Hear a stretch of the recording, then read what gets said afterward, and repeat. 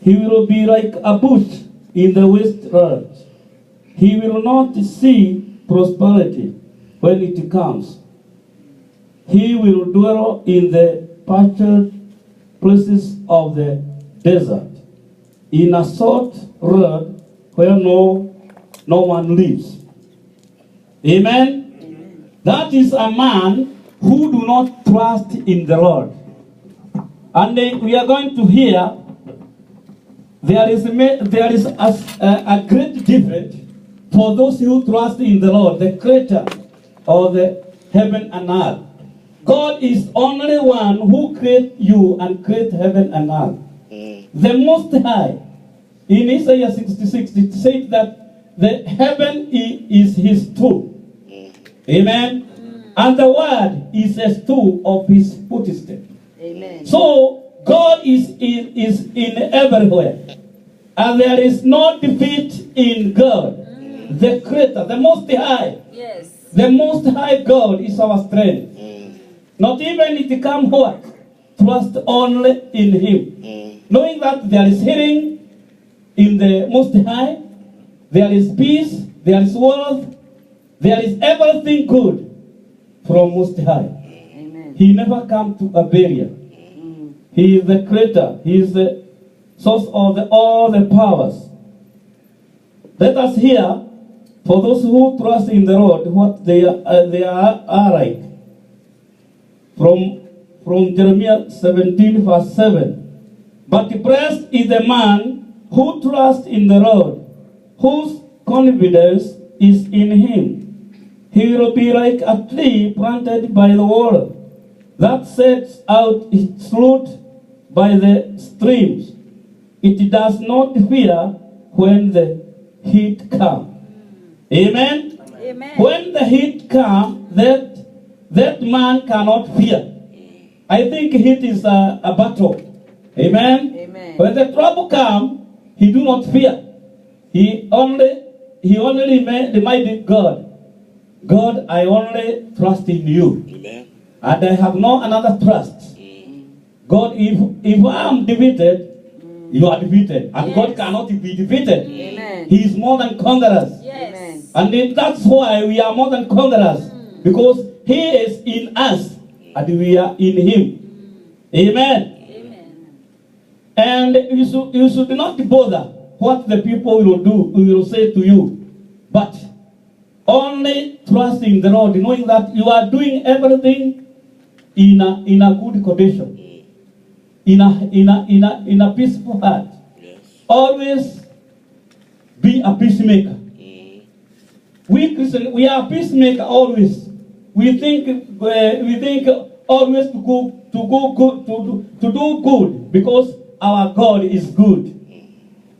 You can if we read in Jeremiah verse 10, it is telling us God is the one who judges the heart. So you cannot mind if the people say that you are this. The people try to speak evil against those who are racist. But you should not look upon them. You look upon the Most High, because He is the one who judges the heart. Amen? Amen. If we read it in verse 10, it is telling us that I, the Lord, judge the heart and examine the mind, to reward a man according to his conduct, according to what his deed deserve. So your deed is known by God, not by men. Men can make a mistake. They always see things wrongly. But we trust in the Lord. We do good because God is good. And we do good, we serve God. Because if you serve God, if we are on the way serving God, the people can say that He do this because of this. He do this because of this. Without this, He cannot do this. And that's all right. Do not look about them. Do not hear about them. But look upon God. I'm doing it because of God. I trust in the Lord. And I'm trusted in the Lord. Try always open your heart trust in the Lord. Be trusted in the Lord only, and pray for Him to help us. For Him. I pray for Him to help us all to do according to His will, to do according to His light, because He is good. And when He was going, He left us power. Hallelujah. Amen. If you can read in Mark 16, you can see the last word of soldiers of Christ. The last word which are left to the soldier of Christ. In Mark 16, there is a signs which will follow the soldier of Christ. Some of them are bridal. They just come against the Holy Spirit without knowing what they are doing. But there is signs, there is power which is given soldier of Christ. In verse 7, Mark 16 verse 17, the last word of Jesus Christ for the soldiers. And these signs will accompany those who believe. Soldiers of Christ are those who believe in Christ. Hallelujah. In my name, they will drive out demons. We do not fear. We have got given power to deliver out demons from people. Amen. And when you are going as a soldier of Christ, you are going in Christ with the power of the Holy Spirit. You do not live by yourself, but the Holy Spirit lives in you. Always going anywhere, marching, going to the shop, let the Holy Spirit use you. Because the Bible said we do not know how to pray, but it intercedes in us. The Holy Spirit intercedes in us. And if you just hearken the voice of God, He speaks to us always. We believers.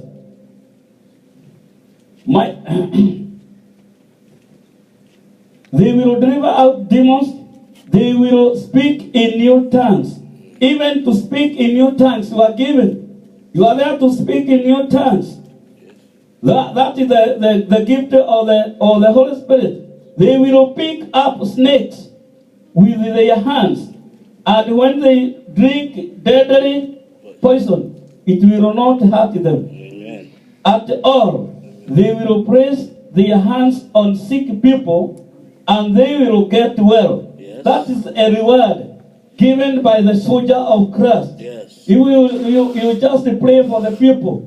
You just place your hands on them. They will get healed. Because you do not live by yourself, Yes. but the Holy Spirit lives in you. Amen. We are just to be free in the Holy Spirit and to walk with the Holy Spirit because He is good. He is our power. Amen. If you go to the hospital to see somebody, even you have got power to pray for the others there. You pray. It is your right to pray for them. And God is doing something, always He's doing something to you because you are soldiers of Christ. Amen. And you have got that power of the Holy Spirit is 199. Hallelujah. You always report to God what is going on. And when you are Holy Spirit come, those who are given tongues, and you see the the Holy Spirit come. Amen. And he guide you. Yes. What you do, what you will say. If you are not filled, you are soldier of Christ. Yes. Because they are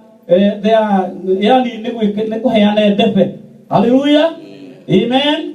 They are great. They are created by the Holy Spirit. Yeah.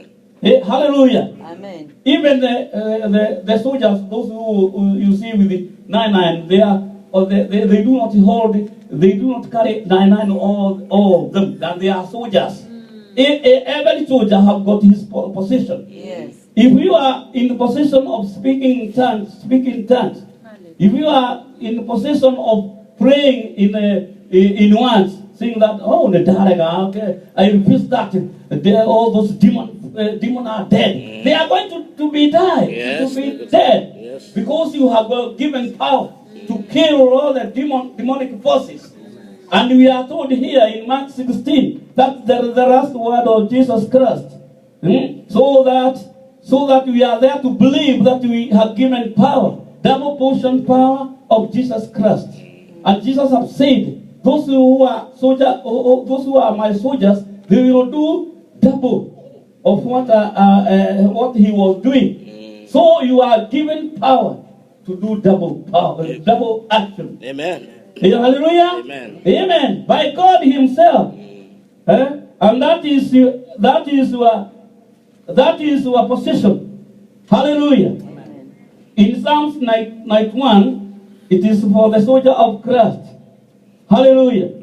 You know the demonic forces try to make themselves like Jesus Christ. They try just to copy, but they cannot. They cannot do anything. We are more than conquerors. If you read in Psalms 91, Psalms 91, we see there is sandals, or many kites. Hallelujah. Like there is sandals of Americans, there is sandals of Kenyans, there is sandals of heroes, there is many saddles which can cover you and feel that you are under the saddle. Amen? But the true saddle is a sandal of the Holy Spirit. Amen? Amen. There are the sandals of families, but let us be in the sandal of the Holy Spirit. The Holy Spirit is saying, who dwell in the sandal of Almighty, a Most High, will rest in the sandal of the Almighty. I will say of the Lord, He is my refuge and my fortress, my God in whom I trust. Surely I will save you from the fowler name and from the deadly pestilence. Ati no tuteguraga giterenga-ini kia mutegi o gwata mĩrimũ-inĩ ya mĩmitũko. Ũrĩa ũtũire ahithĩtwo hitho-inĩ ya ũrĩa wĩ igũrũ mũno arĩikaraga kĩgunyĩ-inĩ kĩa mwene hinya. Amen. You can, if you stay under the sandal of witchcraft, you cannot see good or bad. But stay in the sandal of Almighty, you will be more than a conqueror. He who dwells in the shelter of the Most High will rest in the sandal of the Almighty. I will say of the Lord, He is my refuge and my fortress, my God in whom I trust. The Most High, trust in the Most High in all the time, not one period, but in all the time. If you read in verse 10, it says, then no harm will befall you, no disaster will come near your tent, for He will command His angels concerning you. You soldier of Christ, God is there to command the angels to come and serve you all the time. You are not alone. God, the eye of God is looking in every moment. You listen. Then no harm no harm will befall you. No disaster will come near your tent. Ati ona hema yaku ri deka thengererwo hema yaku ni nginya ciana ciaku. Your tent is your children, your rod, your every ona arĩa matarĩ ahonoku itisua tent tondũ nĩmarathondeka mĩtoka na wewe ndũkĩhota gũthondeka mũtoka no gathiĩ naguo. Amen. Even those who are they are making things, they are They